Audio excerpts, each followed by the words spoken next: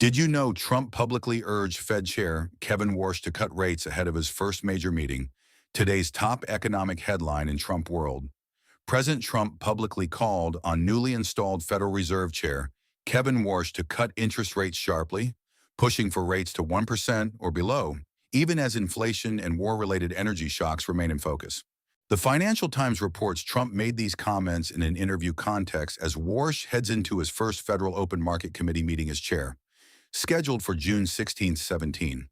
This is significant because it places the president in open rhetorical conflict with the traditional expectation of Fed independence, even when presidents insist they want the Fed to be independent. Trump's argument is simple and politically powerful. Lower rates mean cheaper borrowing. Cheaper borrowing supports home buyers, business investment, and consumer spending.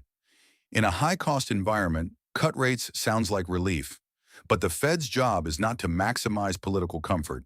The Fed's job is to manage inflation and stabilize the economy across cycles. When inflation is elevated, rate cuts can increase price pressure by increasing demand. The FT notes the benchmark policy rate range is around 3.5% to 3.75%, and it also references inflation pressure tied to energy disruptions connected to the Iran war and the Strait of Hormuz situation. That matters because energy-driven inflation is uniquely dangerous in politics and economics. It hits households fast.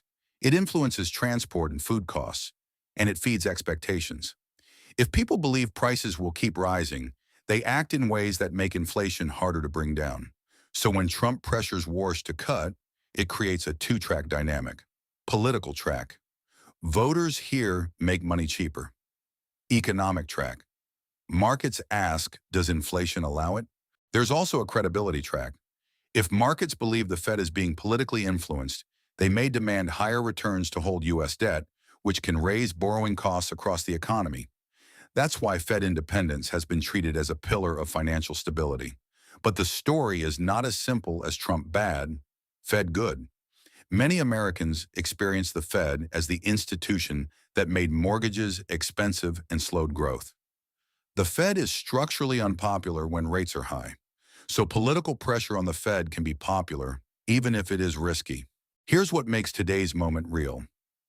Warsh is not just a symbol. He is about to chair a meeting where the Fed must signal its next move, and markets will interpret every word. The FT report also suggests some officials have floated the possibility of a rate hike if inflation persists.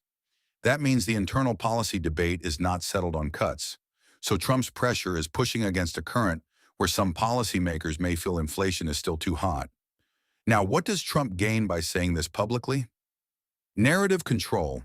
If the economy slows, Trump can say the Fed didn't help. Credit claim. If the economy improves, Trump can claim his pressure was part of it. Populist alignment. I'm fighting the high-cost system. But what does Trump risk? Market instability. Any perceived politicization can spook markets. Inflation rebound. If rates cut too soon, prices rise again. Institutional conflict. A public battle with the Fed becomes a persistent headline. For everyday Americans, this story shows up as three things. Mortgage rates tied to expectations about Fed policy and bond yields. Credit costs for car loans, credit cards, and small business lines. Jobs. If rates stay high, hiring can slow. If rates fall too fast and inflation returns, the Fed may later tighten aggressively, causing deeper pain. That's why rate policy is such a potent political issue. It reaches people without them ever watching a Fed press conference. What should viewers watch next? Warsh's first major messaging. Does he project independence, caution, or a willingness to move quickly? Inflation prints and energy prices. If energy shocks persist and inflation stays elevated, cutting is harder. Market expectations leading into June 16 to 17. Bond yields, mortgage rates, and equity volatility will all indicate which scenario markets believe. The FT's reporting highlights how Trump's call for dramatic cuts is colliding with inflation realities tied to war-driven energy dynamics. This is a classic Trump story in economic form. A forceful demand, a powerful institution, and a national debate over whether relief now is worth risk later. Today's story was about Trump's influence on Federal Reserve interest rate decisions.